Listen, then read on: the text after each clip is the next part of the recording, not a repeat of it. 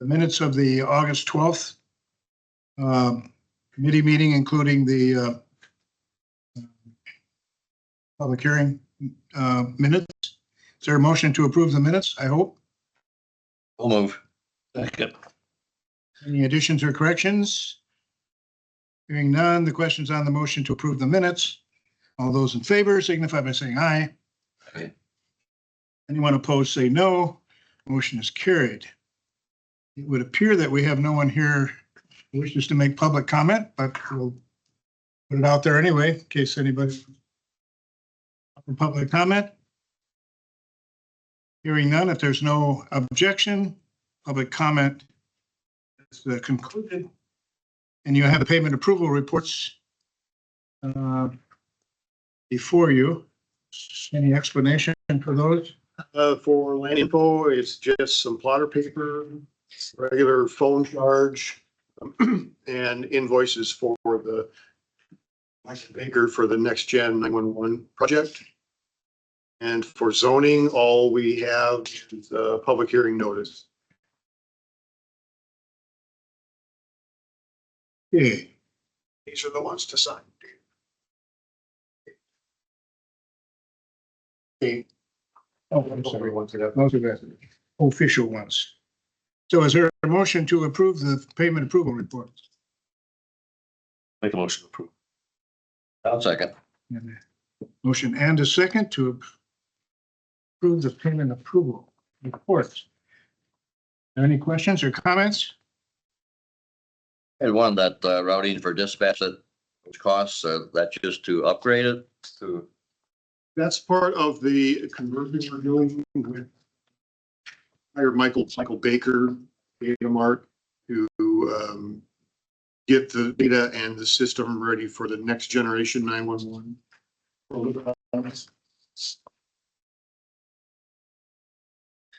And that's budgeted money. I mean, it's a grant. It's that DMA next gen 911. yeah. I mean, so it's the money's there to cover the. Was approved by the board a couple of months. Yeah. A little bit longer than that. Yeah, it was a while ago. Okay, the questions on the motion to approve the payment approval reports. All those in favor signify by saying aye. Aye. Anyone opposed, say no. It's carried. Thank you. Monthly reports and records. Hi, guys. Can you hear me okay? New volume.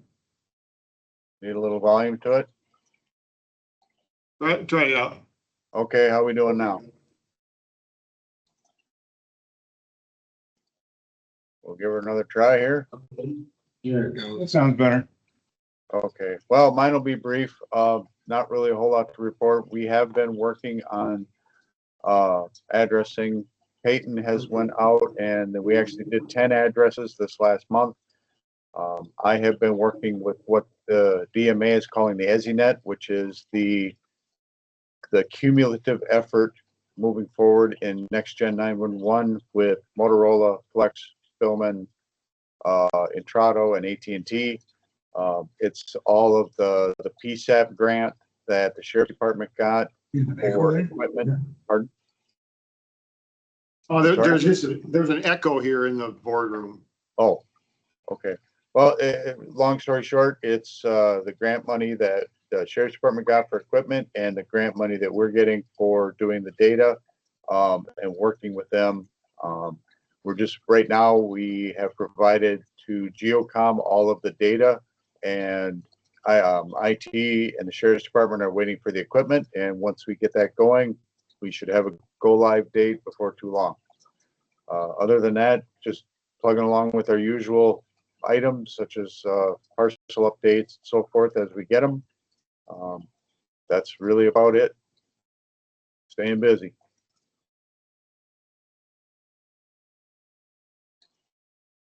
Yeah. Might have to approve that twice because we heard it. Echo. My apologies. Anybody have any questions for John? No. Okay, thank you, John. Move on to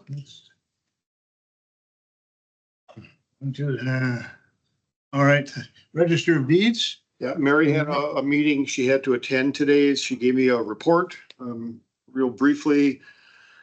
Recordings in August were 322. Vitals issued in August were 201.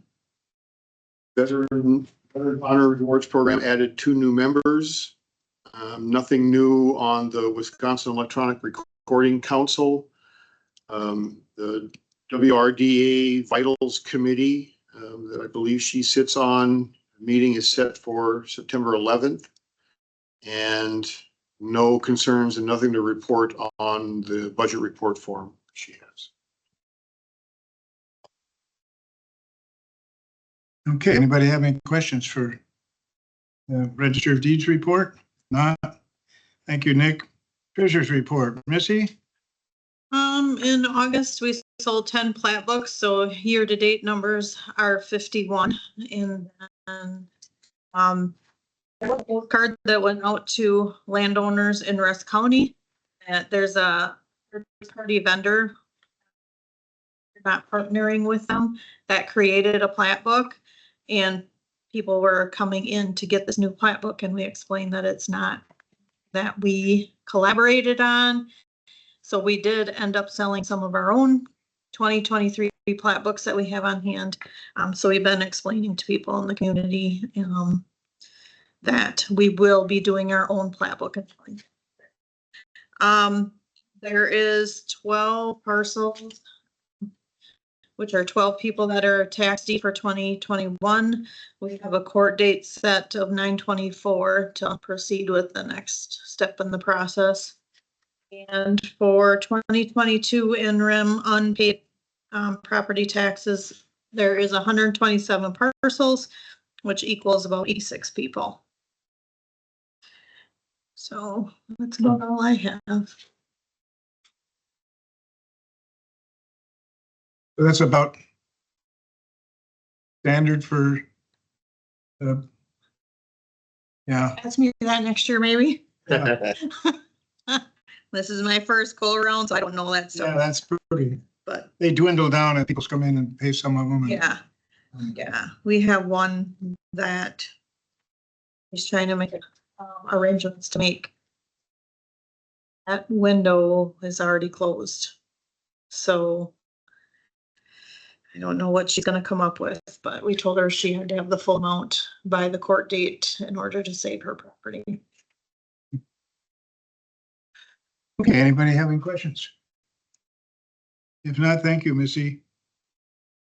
John, what you got for zoning today? Did we print that out? There we go. It's been a little hectic. Heather's been doing really, really well at holding down the office in there because I've been a lot of inspections for sanitary that we got that are starting to go in now because we were so wet earlier this year.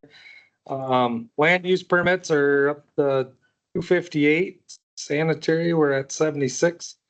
RV permits 384 and new homes are at 8. No citations yet, so that's good. Dealing with a couple people, but hopefully they just do what they're asked. So this month's been really busy though. A lot of permitting and like I said, septic inspections and even sanitary permits coming in, applications. So gonna be probably a busy fall yet. Always about the fall rush, yeah. Yeah, and that's what we're getting now. It actually, I think, I don't want to knock on wood, I don't want to jinx us. This week's been fairly quiet, so we're only 2 days in. After Labor Day was nuts. That was just because everyone comes, oh, I see this, you're doing this, you're doing that, but couple on sites to go on, so. No, What, over and above their permits? no exciting things as far as enforcement or No. the ongoing ones right now? Just some of the ongoing ones and some we gotta go out and try to meet with people and trying to get that lined up, so. Nothing yet. So, You're giving you a brief honeymoon. Before, yeah, before that rush comes in and they just do it without a permit. yeah, Yeah, that one. I would just add that the The land use permits, the number we're at is slightly above our long-term average. So we're even more than we have been in the past few years. Sanitary is actually below the long-term average, right about at the 2017 to 2020 average. So we're a little bit below long-term average on sanitary, but we're a little bit above on land use permit. We got a pretty good stack of permits on hold right now too, with, they need sanitary or something more than just a box drawn on the back. You mean for inspections or?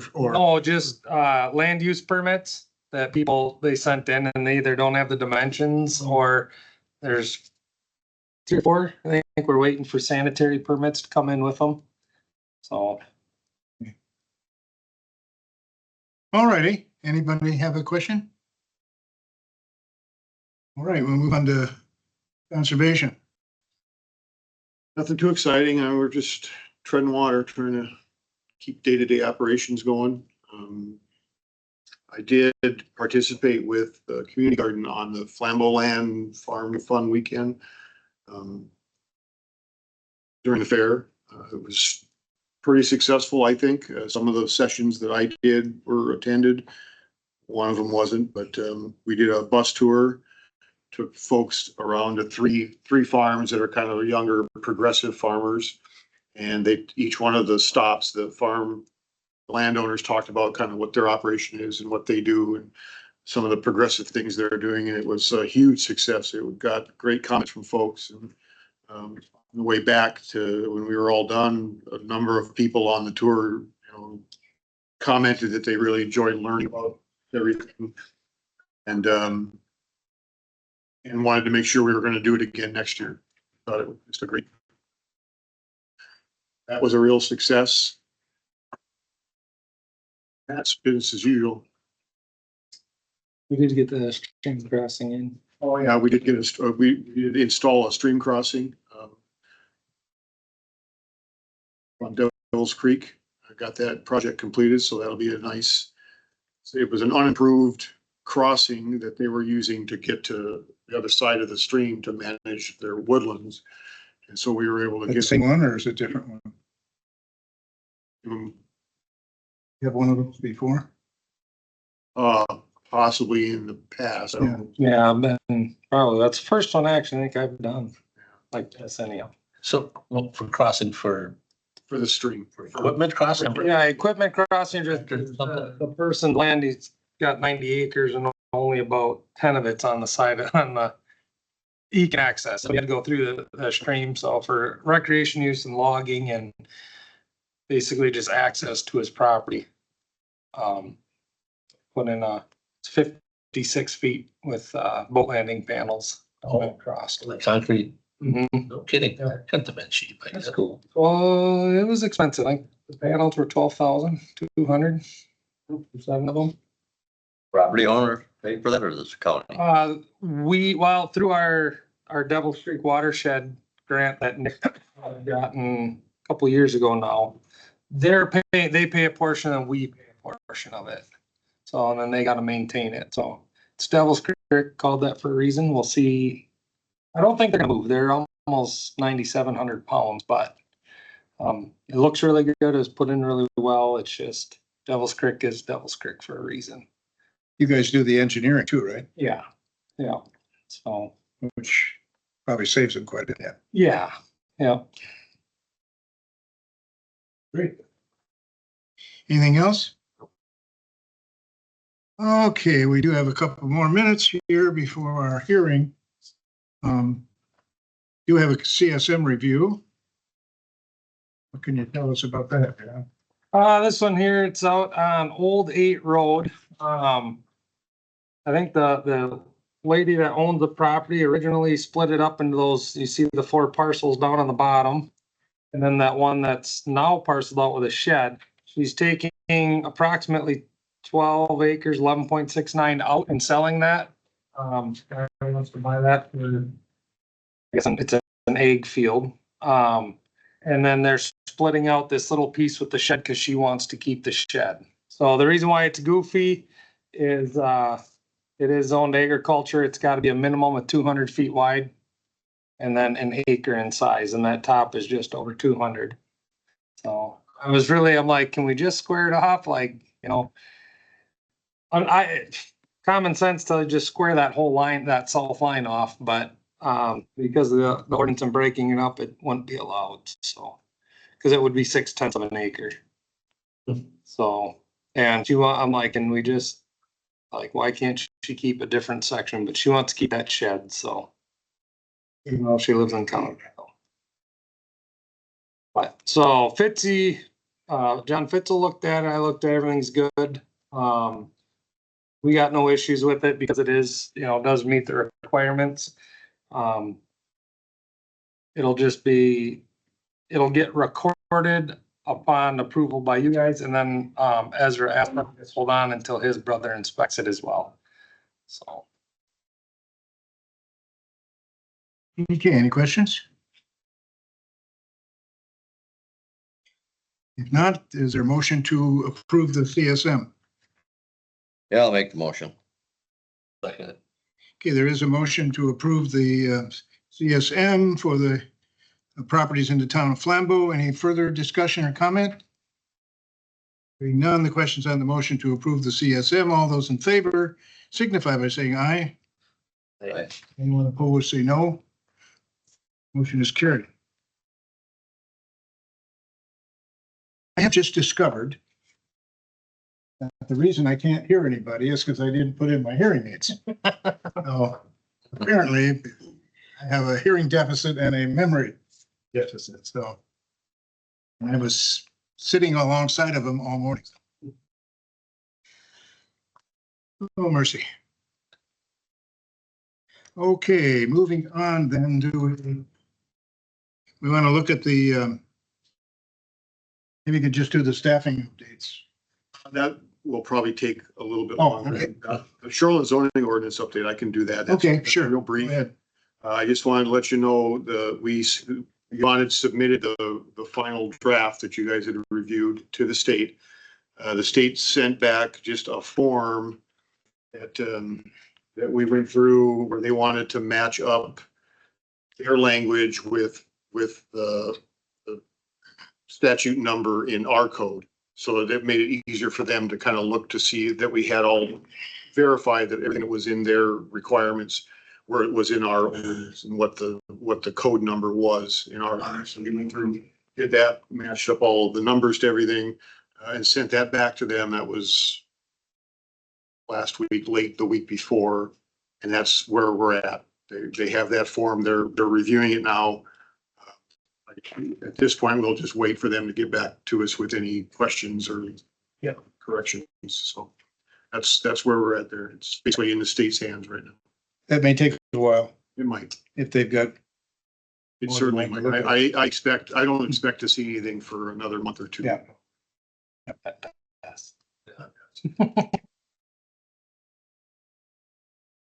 Okay, I guess we can just have a brief musical interlude. You gonna sing? What's Are that? you gonna sing? Well, I thought about it, but I didn't have my hearing aids. I can't.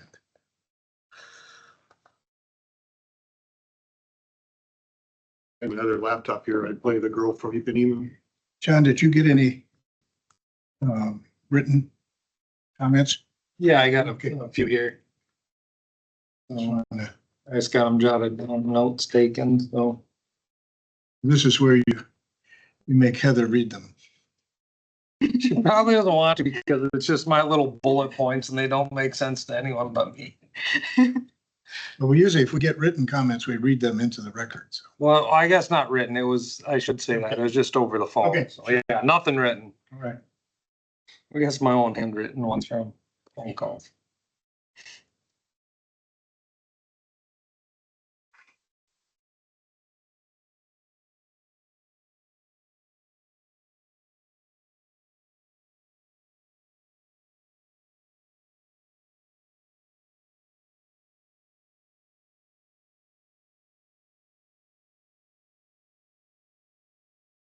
It is now 3:20. The committee will convene a public hearing to consider a conditional use request to allow a tourist rooming house in the town of Washington. located at W9918 County Road D in Holcomb. And John will read the public hearing notice, please. This one here.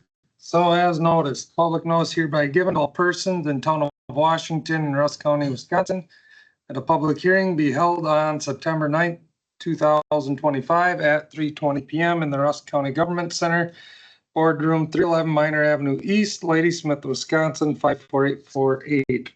Relative to a conditional use request to allow a tourist rooming house on the following described real estate parcel in Government Lot 7, Section 36, Township 39 North, Range 7 West, Lot 1 and Outlot 1 of CSM 312 with site address W9918, County Highway D. Property owners Dan and Jessica Wolf that reside at 502 West Schofield Avenue in Greenwood, Wisconsin. All persons interested are invited to attend said hearing and be heard.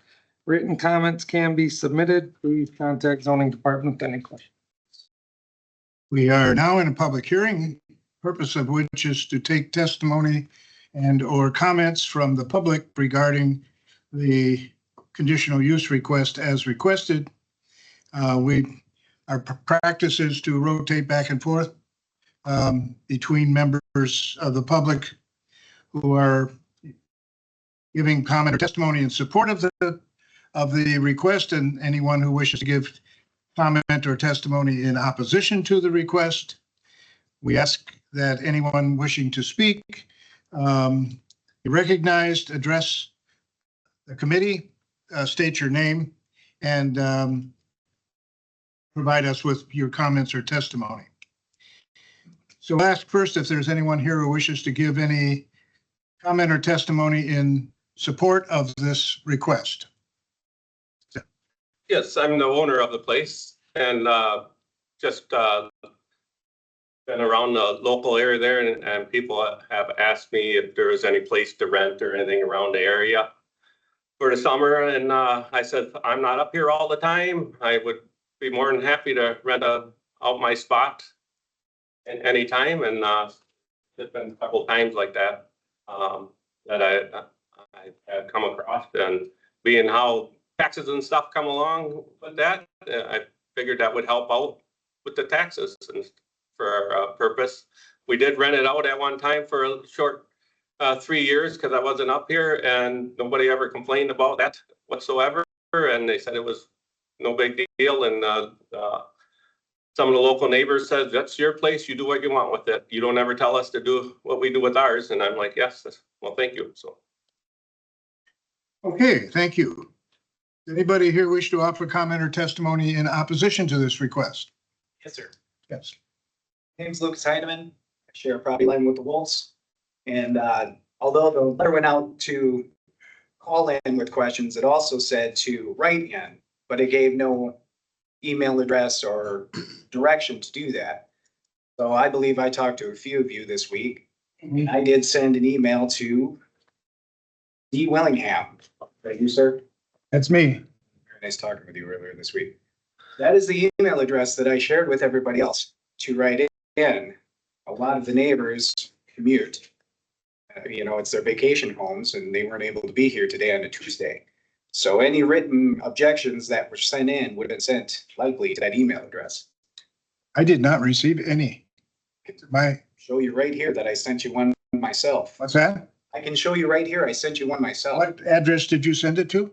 D. Willingham at ruskcountywisconsin.us. ruskcountywi.us.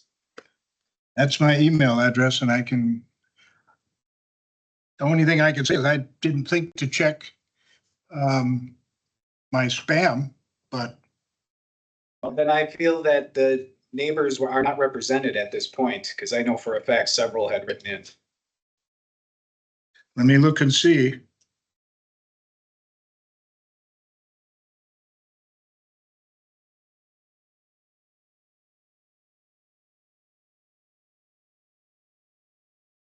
I have nothing in my spam file. That would.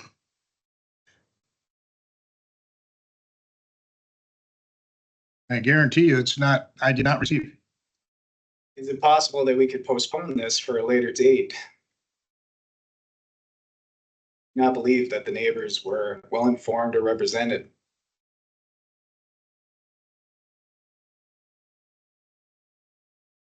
Was not instructions given in the letter sent out where to send written objections. On that basis, So you say you shared my address with others yes, sir. that said they also sent? Yes, sir. I mean, well, I have mine right here, you know, that's in my sent mailbox that I can show you, and you say you don't have that one, so we know that there's at least one missing. Like I say, I know that I check my regularly. I have not received any.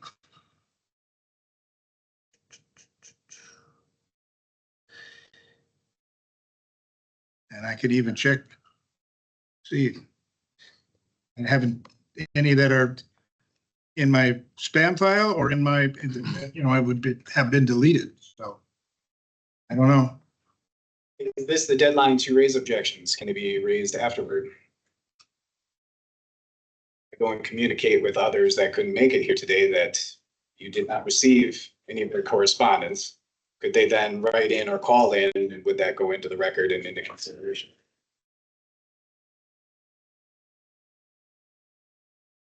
I can grant my time when took off purposely to come here. I'm sorry. I said I took off my day of work purposely to come here. I want everybody else would have too up there that. I got a few that called in opposition. Yeah. But I didn't get, Can you share your email with us? I mean, is that okay, Dave? What's that? Is it okay if he reads his? Sure. Oh, absolutely. Absolutely. Chairman? You could. I mean, my email address or my objections? Read your objections, please. Oh, yes, sir. I mean, I'm prepared. is that okay, Chairman? Oh, absolutely. Well, thank you. If you'll allow me, I'd like to start with something that's directly from your guys' website, FAQ, on the zoning website. Could you just come up a little bit closer? We can, Come right up if you want. yeah. Land use permits are required. So if you folks can't hear, we'll Get here. turn up the volume. So as to separate conflicting land uses and promote and protect public health and safety. What we do with our land doesn't affect only us, it affects our neighbors, the community, and future owners as well. And I'm here as one of those affected neighbors. I object to this land use due to the following. A river valley amplifies noise. On a calm day or evening, you can hear someone 1,000 feet across a river speaking in a normal tone. There are 5 homes within 300 feet of the Wolf's property. 2, including us, live there year-round. 2 others are within 150 feet. My wife and I work remotely from our residence. She begins work at 4 a.m. Tourists partying next door during the week will have a profound negative impact on our sleep habits and possibly our employment. It's not a conversation we wish to have with a revolving door of people every single week to quiet down so we can sleep and work the next day. This isn't one family renting for an extended period of time. This is potentially a new group every week. Wolves share 2 driveways with their closest neighbors, one for their river frontage, one for their vacation house. Any guests coming and going will travel within 50 feet of another residence. I doubt these easements would have been granted 20 years ago without caveats if short-term rentals were a possibility in the future. It is my understanding that the county can place restrictions and limitations on certain things a wolf would be allowed to do with this party house. But once it's operational, it will be us neighbors who will have to hold the wolves accountable. This puts us on the front lines of conflicts with tourists, likely involving alcohol on a weekly basis. My specific objections to the property: safety concerns. We have a big hill. There's limited parking on a steep grade. There's retaining walls near parking areas on the Wolf's property that are leaning forward. Questionable code compliance, permitless work, makeshift do-it-yourself projects, landscaping, repairs done to the premises. The shared driveways I mentioned put children, adults, and pets in danger. Tourist access to water frontage is across the river, across County Road D. Health concerns. The septic size to my knowledge, is rated for 2 bedrooms. In the past, this septic has overflowed due to too many occupants. This flowed downhill and affected neighbors. Questionable health compliance. In the past, the Wolves attached a potable water tank to a makeshift bathroom on their waterfront garage. This held raw sewage above ground. I believe this act demonstrates a willingness to circumvent building and health codes in order to accommodate a large number of guests. And general concerns. The Wolves live an hour away and will operate this as absentee landlords. They are also in deteriorating health, which I'm very sorry to hear, and they have my sympathies, but it leads me to question how they will maintain the property and address concerns in the future. If the answer is putting their young adult children in charge, I'm doubly concerned. In light of this year's 4th of July Rager, which was advertised on Snapchat and drew an estimated 30 college-age kids who caused damage to property across the river thanks to a GPS error and them getting the wrong residence. This highlights a lack of responsibility and awareness for people around them, which leads me to believe that once approved, they will not comply with limitations imposed by the county. I do not believe the Wolves will be prompt or thorough in addressing problems, whether they come from us or their guests. They are non-residents who are looking to capitalize on our county's tourist population at the expense of locals who live here year-round. Thank you very much for listening. Anybody wish to offer any comment or testimony in support of this project? The Airbnb, they, a lot, do background checks and all that for nurses and every, they don't just let anybody go in. It's all, where they go through, they're like the background checks and stuff on. It's not just, they don't just let any party people come there. So it's not like quite like that. We're limiting how many people we're going to allow there on a given weekend. And as for raw sewage, it was a water tank that we used for fishing to cut up when we would cut up the fish. Okay. Anybody wish to offer any further comment or testimony in opposition? So I got the few that called in. I got another one's a neighbor, same complaints of the shared driveway, which there is an easement to the property, noise level. There's a complaint of it not being well kept up. Say much for that. Parking was a concern, and then also the bedrooms, I can address that with the sanitary here. And then another lady had called in, of course, questioning the sanitary as well.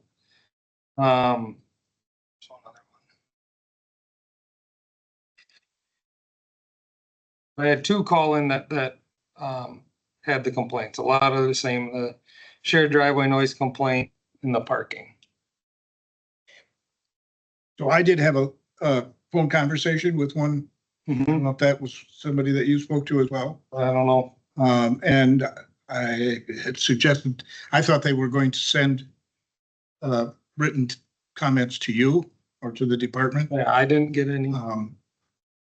But I didn't receive anything from them as well.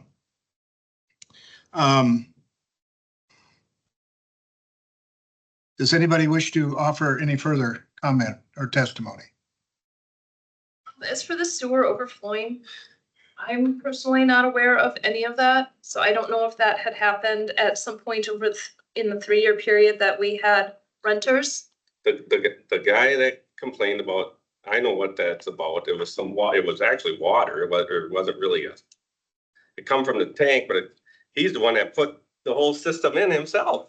And then there was a cap that come off that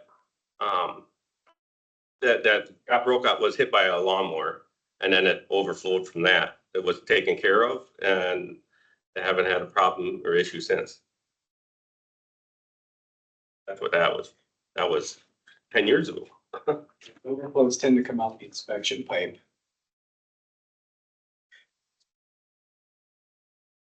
Anyone else?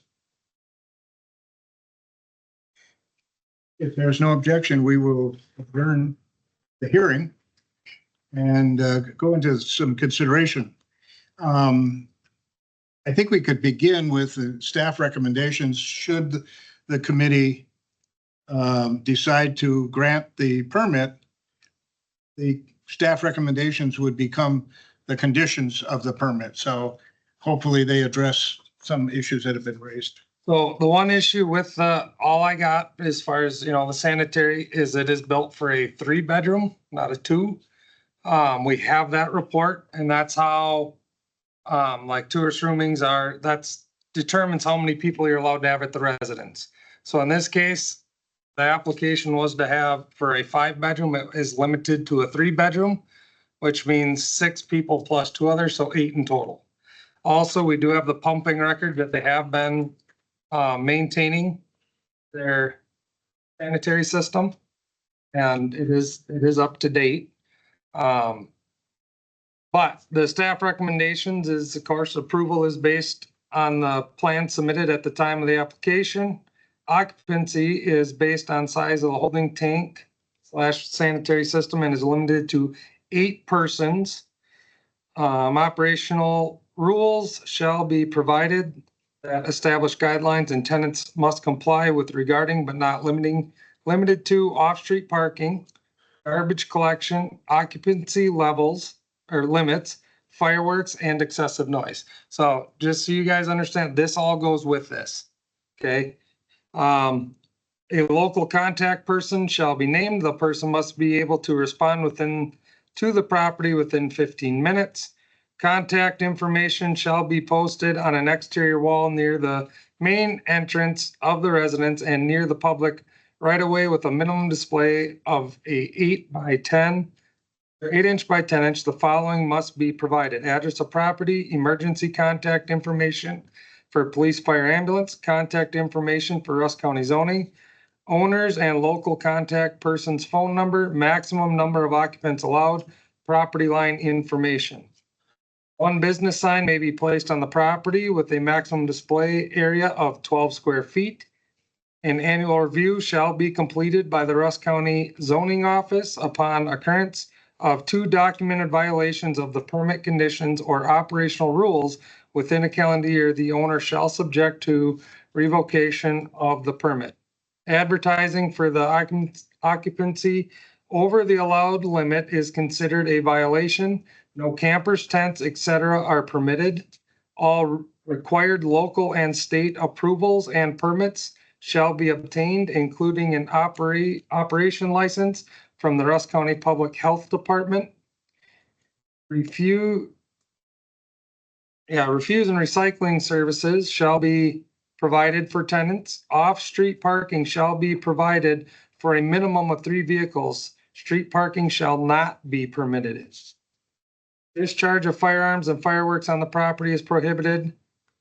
This permit shall be null and void if substantial progress has not been made on the project within 1 year of the date of approval, or if the property transfers owners before the completion of the property.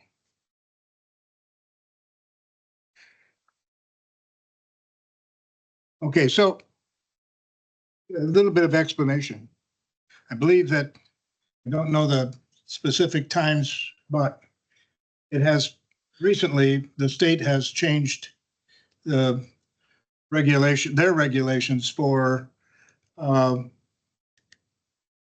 Airbnb and tourist rooming houses and short-term rentals. I believe the department has a letter that they use sometimes called the right to rent, which is what that legislation is about, which basically on the part of the state legislature puts severe limits on the county's ability to deny requests for tourist rooming houses. So one of the principles of zoning is to, so to speak, allow people to use their property in whatever way they choose, while mitigating any negative effects that their use might have on other land owners and land users. And so that's why we create the conditions that try to address questions, comments, objections from the public, noise issues, parking, various other questions that people have to try to allow people to use their property, but not interfere with other people's use of their property. So the right to rent thing is a significant issue. We are greatly restricted by state statute to how we can limit or deny these requests. I should add that while someone might choose to use Airbnb or other, I don't know what they call them, contracted rental services, that is not required. So you could do your own advertising, and so you wouldn't have the ability, or you wouldn't have the benefit of the third-party rental service that might screen your renters, just like they also screen you to renters. So I just wanted everybody to know that even if you intend to use Airbnb, that's great, but you're not required to do that by law or by any regulations that we would have. So people should be aware of that. So I don't know what the committee's privilege or what the committee like to do. So what's the recommendation from the zoning office? I don't have a recommendation on this. This was kind of came in before I started. I guess if I look at everything, they are meeting their requirements as far as the sanitary upkeep. They have to go, if this is approved, go through public health and get all those as well. I understand the concerns of the neighbors and I don't disregard those. But everything is, they have the easement to the property. They've, as far as upkeep goes, our biggest concern would be the sanitary. They've met all the qualifications that they need to.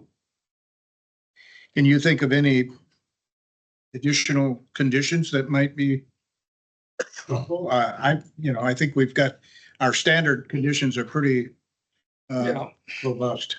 I think so. I can't say anything for the noise that happened this summer or whatever that was down there, but the conditions of this permit, if approved, does limit that and regulate it. So how does that, what kind of a complaint is registered? Is the complaint registered? Does it have to come through the sheriff's department? Or It can probably come either or. can it just come plain to the zoning office? Come right to the zoning office and there's got, documentation with it. Somebody saying, yeah, there's 20 people here. Once I have documentation that we can't, or if I drive down there, which I'd rather not on a Saturday afternoon. But if there's documentation to it, that there was more than 8 people residing at the residence, throughout the weekend. But like the noise, That was a complaint. the noise violations, how does that? That would go Probably through the sheriff's to the department. sheriff's department. Yeah. So the number of people would have to be more related to overnight. Yes. It's not like, Yeah. You can have people there during the day. Yeah. But And where will they park? well, that's where it's, they gotta allow for at least 3 vehicles for off-street parking. There's no on-street parking allowed. So that's what the people coming, if there's a bunch of extra people coming, they gotta figure out where they're gonna park. Cause It's not 3 up on this driveway and 3 down on this driveway. It's 3 for the. it's according to this, it's 3. Yep. There's plenty of room. So a minimum of 3 vehicles, but street parking is not allowed. So pulling down on the highway or, is obviously a no-go. There's never been any vehicles ever since I owned the place ever park on the streets. Yeah, That's just the condition. you can't park on that. It's not wide enough to park. Yeah, that road's not wide enough anyway. Not even Even after they paved it, it's not wide enough. there any restrictions? Sorry if I missed it. Animals being allowed there? We don't have any animals up there right now. Do not. That may come down to, public health. We don't regulate What? animals. We don't regulate animals. That would probably be public health. Dogs and cats. Yeah. So you're telling me 5 residences within 300 feet, they get to dictate to us what is gonna be, what we're living next to. We didn't choose when we all bought before them.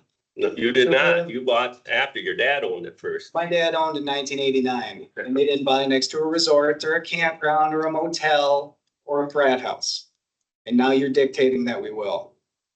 We have to police it and. You don't have to do call anything. the Well, you ain't gonna be around. You won't be around. So You're an hour away. What happens in 2 years? I gotta have a surveillance cameras around the place too. Yeah, and now so will You know? Well, Yeah. we are to invest in that And too. we also have plenty of family up there and other people that can check in within 10 minutes. Yeah, they're 5 minutes. sure trustworthy. That was one of the conditions that was read, that someone has to be able And they have to respond within 15. 15 minutes. Their, you know, name and numbers gotta be addressed on that 8x10 placard.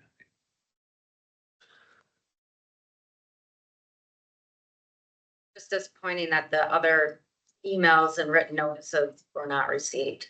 And the instructions in the letter that went out did not contain any avenue for people to write in or instructions on people to write in, where to write. in. I understand that, but the last letter, the last sentence is, please contact the zoning department with any questions at, and our phone number. Sure, but right before that, it says any written I understand, but objections can be submitted. Where?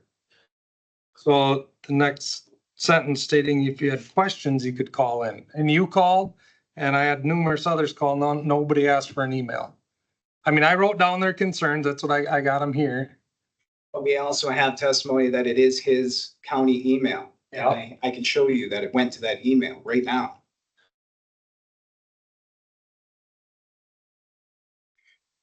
We should read through the findings of. So in the interest of caution, There is, Dave, there is, finding of facts. Summary of facts regarding the application or matter being decided. The property is zoned shoreland. Tourist rooming houses are permitted by conditional use permit under 50-193, section D1B of the Rusk County Code Ordinance. Town Board approved the conditional use permit application. The zoning committee held a public hearing on September 9th, 2025. Surrounding land uses include residential and recreational, and a 3-bedroom mount system was installed on the property in 2003. okay, so I'm gonna make a suggestion and see what the committee thinks. My suggestion is that we hold the written comments portion of the hearing open for an additional 2 weeks.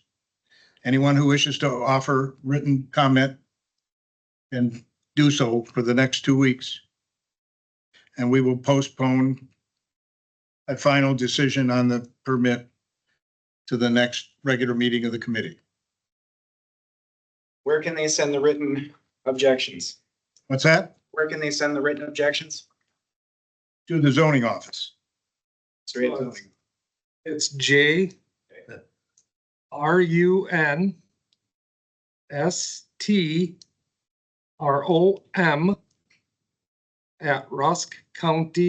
JRUNSTROM@ruskcountywi.us.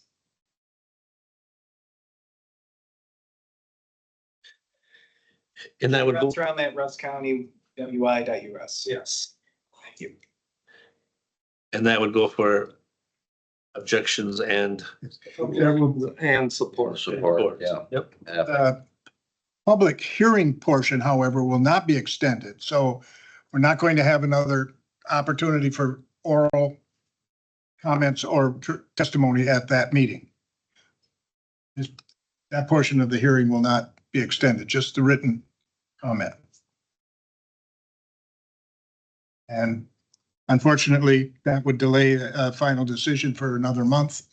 But in the interest of, and I guarantee you, I did not receive those emails. And I have received, I did have a long phone conversation with someone. I'm not sure I remember the name right now. What's that? Okay, so, I think I explained the right to rent thing, et cetera, at that time. Like I say, I did not receive any written comments. That said a suitable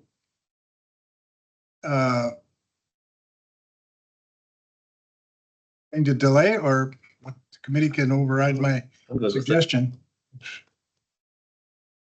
I think we were given a timeline to be here, so we were here. Everything got sent out. We're getting married this Saturday. We took time to come here. There's neighbors that are leaving on vacation that we, Notice, I'm sure, would love to be here, but they're. notice very clearly states that written testimony is acceptable and invited and encouraged. And through no fault of anyone who chose to make written comments, we did not receive them.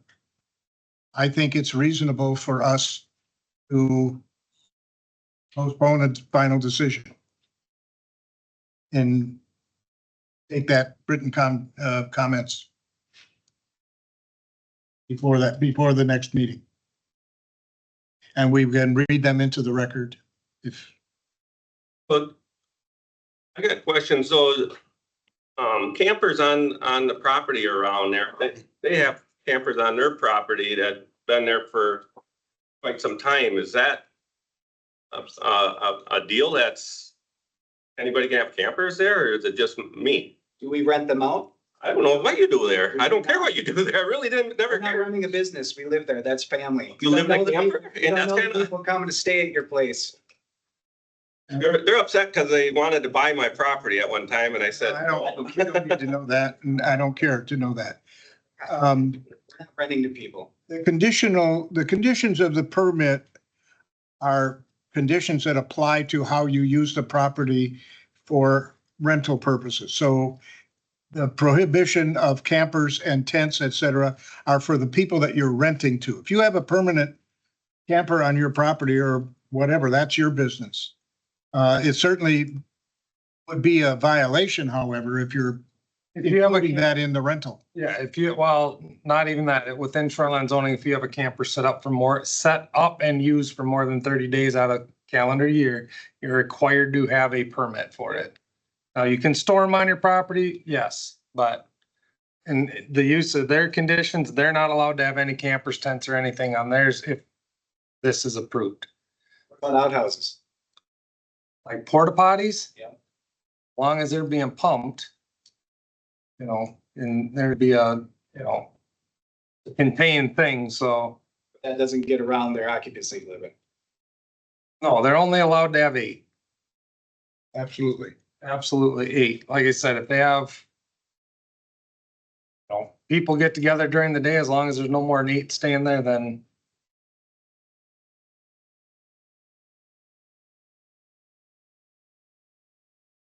So does somebody want to make a motion to postpone the final decision and hold the hearing open for 14 days? Just the only, the only concern I would have with that is, no one's gonna really know other than the people that are sitting here that they have an opportunity to make comments. Cause they're not gonna get a letter mailed to them again, cause usually you mail a letter to a certain Yeah. radius, right? Yeah. Saying, so they're not gonna get another letter mailed to them. We'll get another letter, and, we obviously don't have time to run another public hearing notice, which would cost more. So.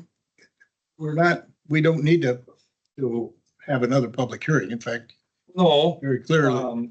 running a notice of some sort to get to, like I said, there's 4 people that know it's gonna get extended. I understand what you're saying, Dave, I do. Just, like what Kurt's saying too. Don't understand, yeah. Unless I send a letter, which is gonna take how many days to get there? I know who I contacted with the email that was not received. So I will contact those people there. We will notify them I will. to send written comment, Send. resend. And we would go over the written comments at the next meeting.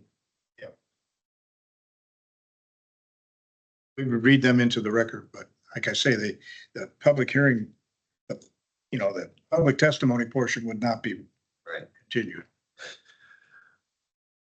So as not to leave any stone unturned, I guess I would agree with that then. What's that? I said to not leave any stones unturned, I would agree with that. I guess I would be agreeable to giving it 10 more days. Then every stone's been rolled over, period. That agreeable? That's Why don't, can you make a motion so we have it I'll make a in motion. We extend it for 10 days. The 14? written comment for 14 days. I'll second it. And that a final decision will be made at the October We're meeting. regular meeting. All those in favor of that motion signify by saying aye. Anyone opposed, say no. Motion is And carried. just on the piggybacking on that, maybe the official notice would have to just be adjusted a little bit to actually put a Yeah, we address in there. can. I mean, You know, an actual physical address of 300 Minor Avenue Suite, whatever, or an email address in that public notice. As for an email address as well, we had a very short amount of time to send objections in regardless of the date on the letter. Yeah, it takes like 6 days to get a letter some days, sometimes.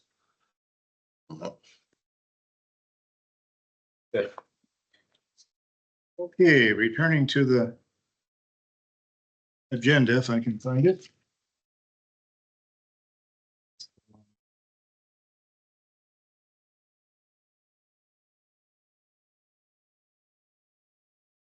All right, well, I keep calling up the land conservation agenda instead. We are at budget updates. Yeah, budget updates. Should have been in your packet, the budget report.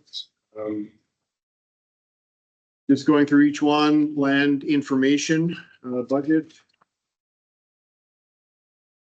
We strip that one down as best we can and basically it's all salary. We stripped out just about all of the things that we can in sort of the supplies section. We've gotten it down as best we can. Have any concerns with it other than it's just salary. That budget is what it is. The line information grant, we're in good shape with that one. It may not seem like it right now because the next gen 911, and I made a note there, it doesn't reflect the $51,600 from the next gen 911 grant that has not been, that was not part of the spreadsheets, monthly spreadsheets. So when we get that in there, we are under budget and we are starting to pay down that negative levy balance that we have. So, and the plan is we'll take a small chunk of that this year. We'll be able to pay down, and then next year we're going to be able to pay down because of the increase in the land information grant next year. We'll be able to pay down a significant portion of that negative levy balance. The zoning budget, no concerns there either, except that this one budget is sort of in flux right now with the changes that are going on, staffing. The way that I have it set up right now, we are almost at the levy target. I think we're at 33,000 for our levy target. If you take out the unexpected cost of the PTO and extended leave payout, which we did not count on. You know, that significantly increases the expenditures. But if you take that out temporarily. Our levy target is about 30, I think it's about 31,000. We're at 33.5, I think. That budget right now. Any questions? Do you have the signature page yet? No.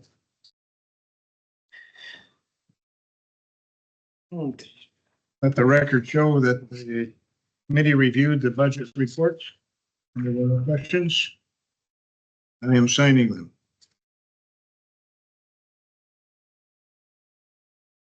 Shoreline zoning update, we did that.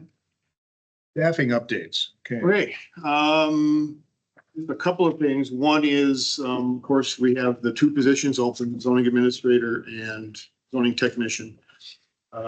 For the zoning technician, Heather has shown an interest in taking on that role. So we'll be presenting that to the personnel committee in October. And hopefully we can just move her right into that position with the understanding that she'll get the certification that's needed. We'll be able to provide training and assistance to do that. So that position, I think we have well in hand. Should be no problem. She's basically been doing the job for the last 2 months anyway.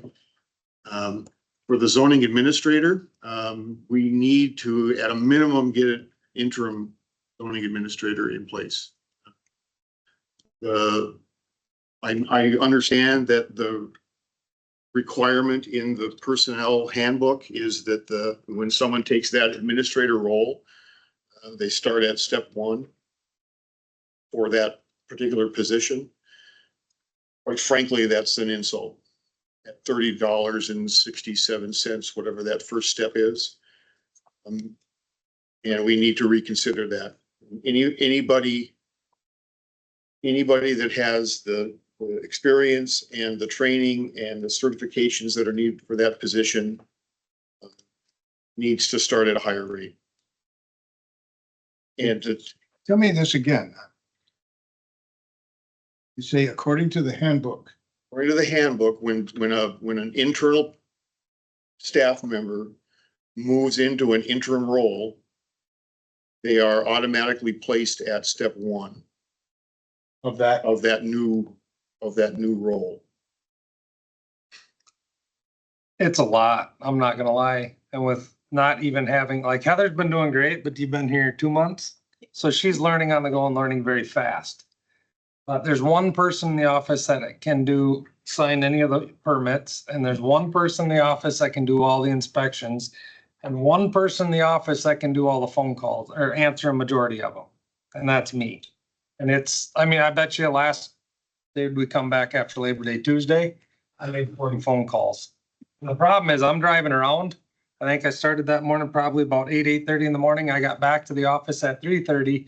I answer a lot of these on my personal cell due to the fact that if I don't, they're not going to get answered in remotely close to a timely manner. So my problem is that I don't believe that's the right thing from the handbook.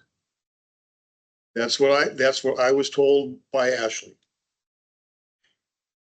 My understanding is that was between 1 and 5 for an interim. I did not go and look. Ashley was the one that said it had to be at step 1. And I guess what I'm going to be very blunt here. In the short term and the midterm, we're not going to find somebody for that position. I'm being totally honest. The position has been posted for a while now.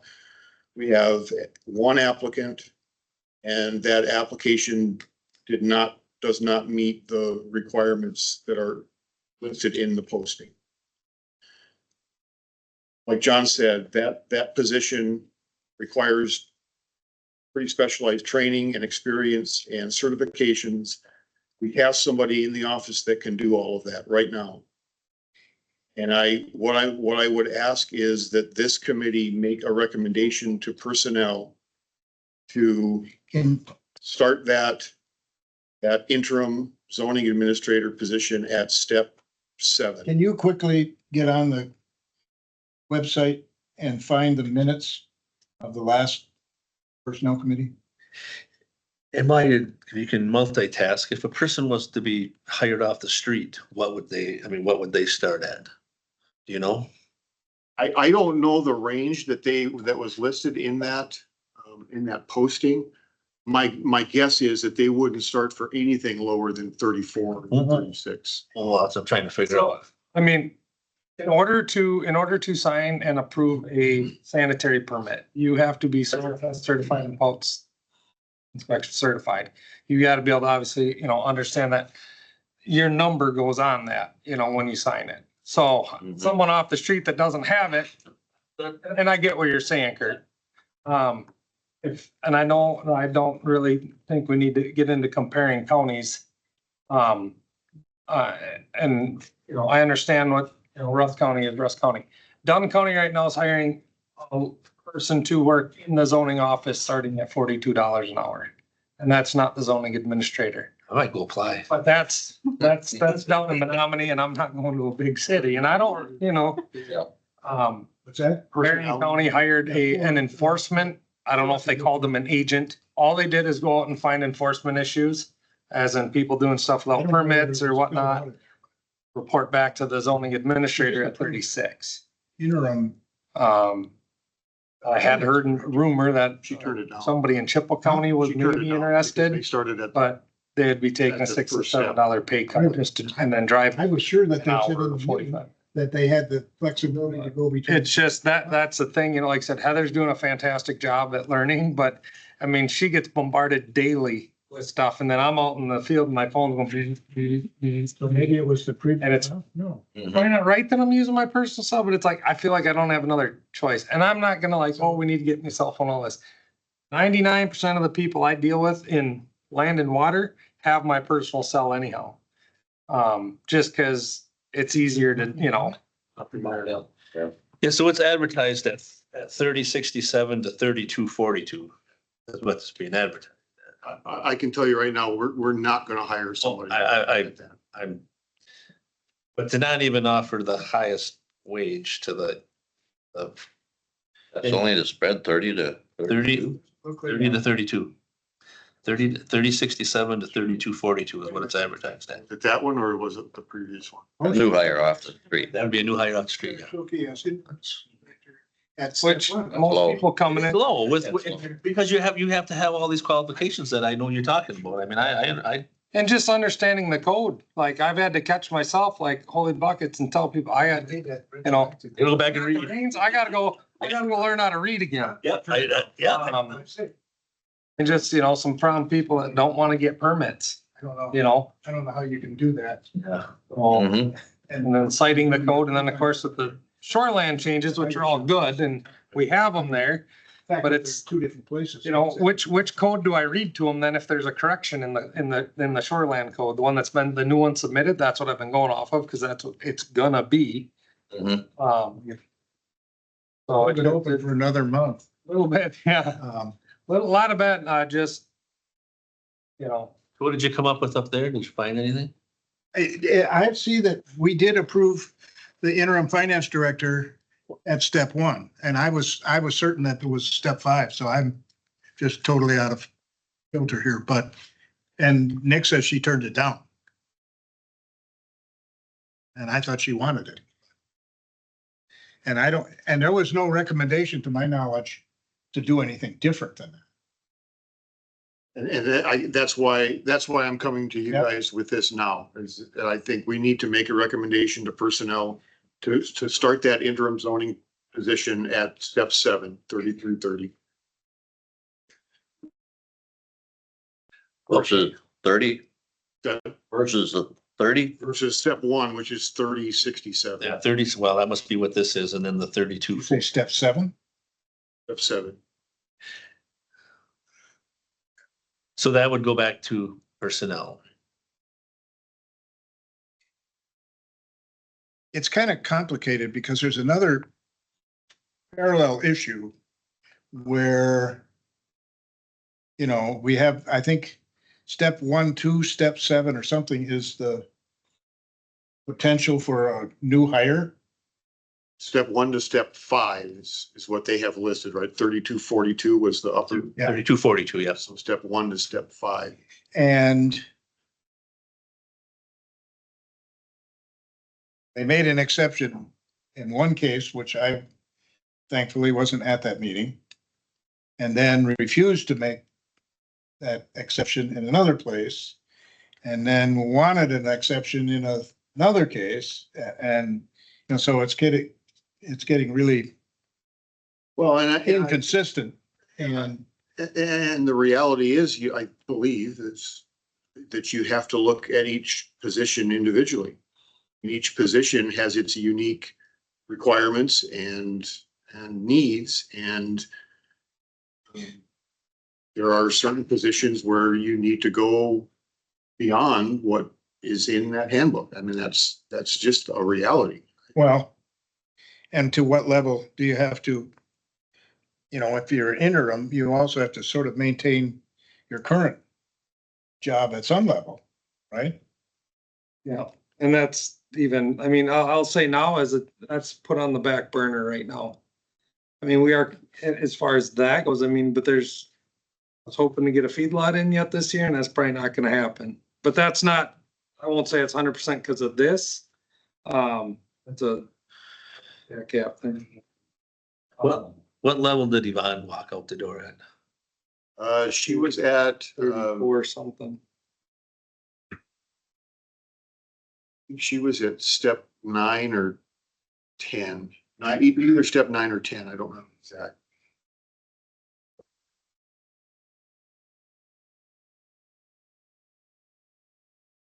But I absolutely agree that we're just, for a variety of reasons, that we're not going to have a lineup of people. I'm guessing there aren't hordes of people with the Well, the hardest is like qualifications to start. soil tester certification. That's tough to get. You almost have to have a background in it. The Pouts inspection, you can teach somebody Yeah. that, you know. It's still, you gotta understand code and, you know, all that, but to have someone come off the street with a soil tester, they're probably gonna be already a licensed plumber, and why would they? And then the hardest thing, in my opinion, is as Yvonne said when she left, is the death by 1,000 cuts, you know?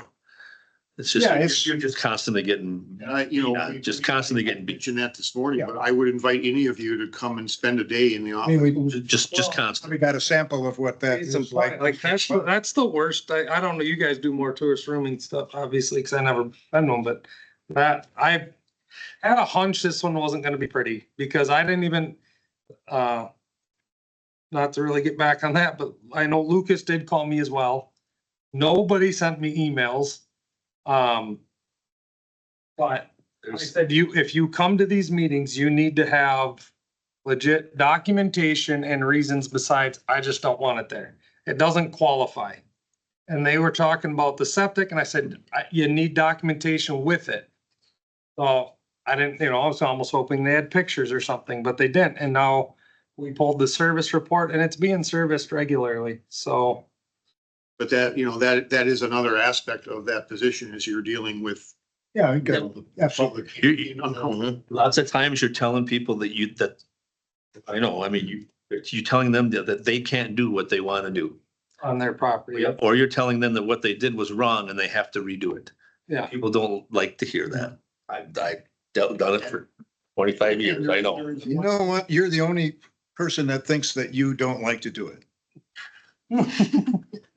There is one more Yeah. consideration here that we need to discuss, and that is that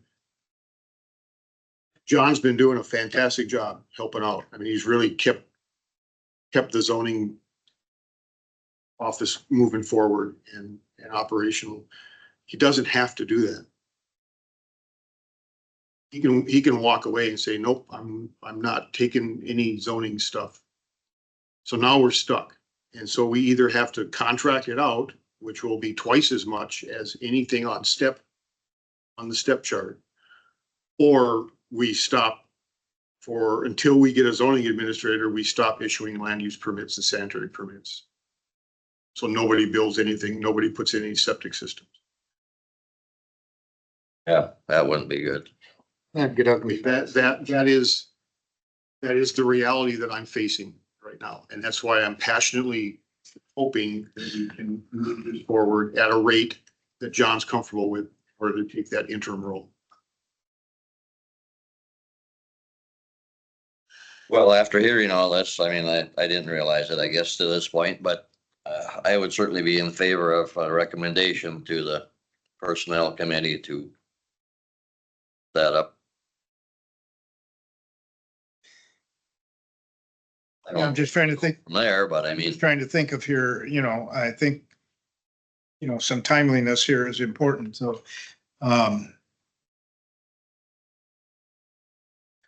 committee, I know, the personnel committee, I know is considering a meeting between now and the next regular meeting, which would be the first Thursday in October. I believe that's gonna be the 24th. And I'm not sure that that's gonna happen yet. For reasons I don't care to discuss. But I would think that, that we could make a motion, make a recommendation to personnel and request that they schedule a meeting sooner than the first Thursday in October. Now, you realize that all the important people on the county board are gonna be gone. Not next week, but the week after. 22nd and the 23rd, before the board meeting. That's the Wisconsin County Association. Yeah. And I believe that the discussion was that there was going to be a meeting on. Yeah, but like I say, that may or may not happen, I don't know.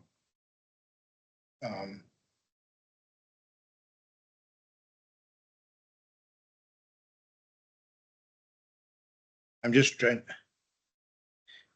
to think of another meeting that, we could piggyback on or something.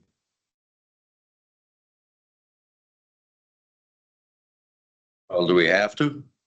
On the personnel committee? I mean, can't we just make our recommendation to the personnel committee?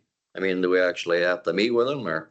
No, I was hoping we could get them to meet before. Oh, them to meet, okay. Right. Well, No, we don't wanna be there. right, okay, just clarifying that, I have to be there, but yep. yeah. So that would be just a request and that they schedule it sooner than If you choose. than the October meeting. Whatever recommendation would be made, I would presume, based on what's been happening, that they would make it retroactive. Yes, that would be part of my request would be, and so then, John, maybe you don't want to hear this, but, if John can continue to hold the line, I mean, we can certainly wait until their regularly scheduled meeting. And if John can hold the line for a couple more weeks, whether we do it on the 24th or whether we do it on October 4th, it's still, I want to make it retroactive to August 1. That's when he started doing all of this. So regardless of when that meeting occurs, I would ask that it be retroactive. Yeah. That would only be fair, I think. So is that the motion? I would make that motion. Second. Okay. All those in favor signify by saying aye. Aye. Anyone opposed, say no. Motion is carried. Put my name on it too, so it's, if you just, What format would you like that? Do you want it like a formal, written or in the minutes? Just in the minutes, is that sufficient? oh boy. Just an email to Mr. Russell and just state on September the 9th, at 4:19 PM. The Land Information Zoning Committee made the following motion. And, What we'll do is we'll put that together in an email and we'll send it to you first. okay, And then, but I will be happy to Do it. go sign it or whatever. and So, based on staff recommendations, and that we respectfully request that it be considered as early as possible. appreciate that. Thank you. I'm still dumbfounded. I was sure that it was that range, not step one. I believe you can move up to step 5 if they actually take those. So if someone moves into that position and formally accepts it, Oh, you mean, then you can go to step 5. But there's so many more applicants that aren't even gonna apply because of that. Not knowing that they might negotiate something higher. well, If they're advertising, usually when they advertise it, they advertise the range. And they do, they have that up to that Yeah. 5 or whatever you said that step was, whatever I gotta go. Step 1 through step 5. I would, and I thought I heard somebody say 7 at the last meeting, personnel meeting, so I don't know. They're changing the rules in the middle of the stream or whatever, so. I've said it before, even at full. But they also, Range scale is at about 2/3, And I don't- should be anyway. I don't understand why they do this. But they don't pay it they pay it as a stipend. And I don't quite understand. I mean, doesn't make any difference to you how you get it because they're still gonna withhold and, do all the same payroll stuff, but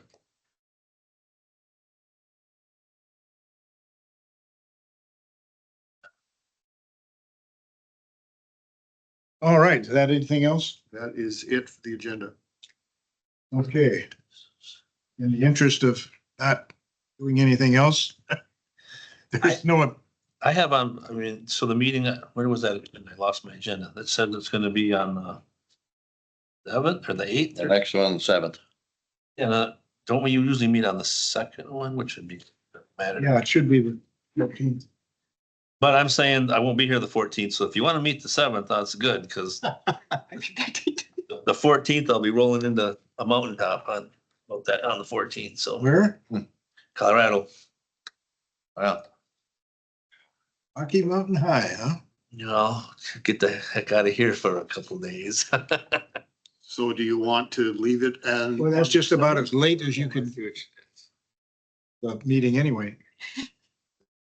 Is the 7th work for everybody else?